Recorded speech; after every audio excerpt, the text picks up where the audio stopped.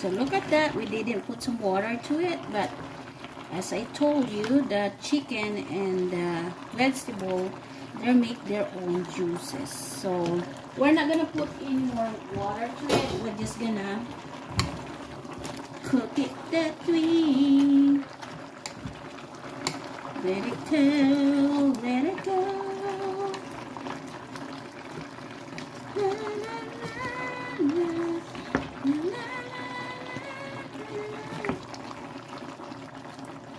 So we're gonna pour our coconut milk.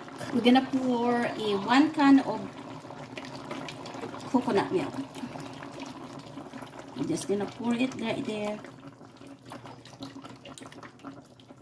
So we are done cooking. Our chicken curry is done, and this chicken curry is cooked my way. This looks like a chocolate chip Yum. cookie.